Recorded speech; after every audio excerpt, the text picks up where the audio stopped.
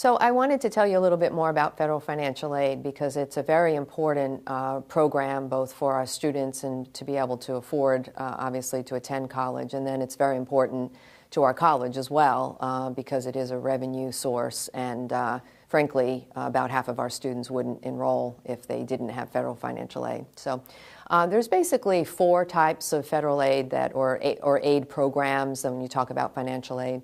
The one is grants, and probably the Pell Grant is the one that's most known. That's a federal financial aid program, and grant, of course, means that they don't pay it back. It's an award that students earn. There's also state grants. Florida has different grant programs, so that's the category of grants. And then scholarships, again, is pretty commonly known. Again, you don't have to pay those back.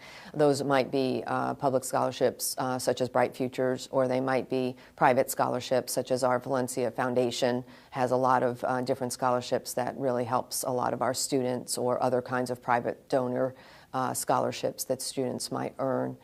And then we have loans, which unfortunately has become a bigger part of the of the financial aid package that students and their families get because the cost of education has shifted more to the students and their families, and so loans has been a way.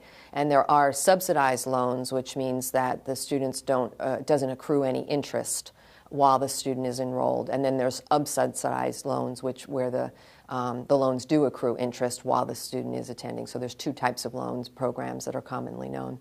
And then lastly, work study, where students can get a job on campus and obviously earn dollars as they work that can help support their education. So, so the whole process of federal financial aid starts with the FAFSA, F-A-F-S-A, you might have heard of it, and it's online now. It used to be a paper document, but now it's totally online. And we really encourage students and parents to fill it out at the same time that they fill out their income tax. A lot of the questions on the FAFSA are very similar to the kinds of questions you fill out on your income tax, such as the number of dependents you have and your different sources of income and your different sources of savings and things like that. The students then submit that to the federal government, and they list on there what colleges they're considering. So if they list Valencia, then we get the report back from the federal government from all the students who put Valencia on there, and that's when we start processing it. At the same time, of course, we're matching it with hopefully their application to Valencia, although not always, so that's kind of a merging piece that has to happen. So then at that point, we get a report as part of that as what the effective family contribution is. So based on the resources of the family, how much can the family afford to pay towards the student's education? The college computes the cost of attendance, and that includes not just tuitions and fees, but also books, educational materials, transportation, room and board. And you figure that out and you tell the federal government, this is how much it costs to go to our college. And there's some different packages on that, whether you're a dependent student living at home, dependent student living not at home, these kinds of independent student, obviously.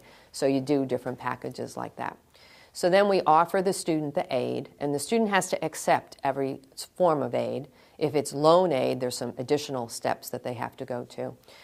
But the real fun of financial aid starts after that, and that is that there's different processes where you're basically validating the student's ability to get this aid based on how many credits they're enrolled in, based on if they're selected for verification, which I explain to parents. It's kind of like a little bit of an audit. Like you put on your IRS form that you made XYZ dollars, and then the federal government says, prove it. So they're just filling out the FAFSA. They're not including W-2s or anything like that. They're just saying, I made $10,000 last year. A certain number of students, about 40%, get selected for verification. It says, you put on your application you have 3 dependents. Show us by your tax forms how that's what verification is about.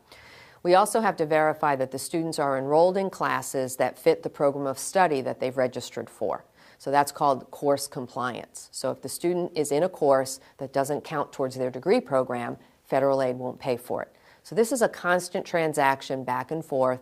The student has aid, they might change a class, now their aid might change, they might get selected for verification. And all of this is happening at the same time that students are trying to get registered, and then we have our payment deadline. So we coordinate all of this with students who are in the packaging process, the timing of this is very important. And it's, again, a source of anxiety for students and their families, and we try our best to help them through it. But in Valencia, about half of our students are on aid. We have seen that as an increase over the last 5 to 7 years. It used to be about 35%. It's now about 50%. A growing proportion of that is in the loan program, again, which is part of what we're seeing, nationally. There are trends like that.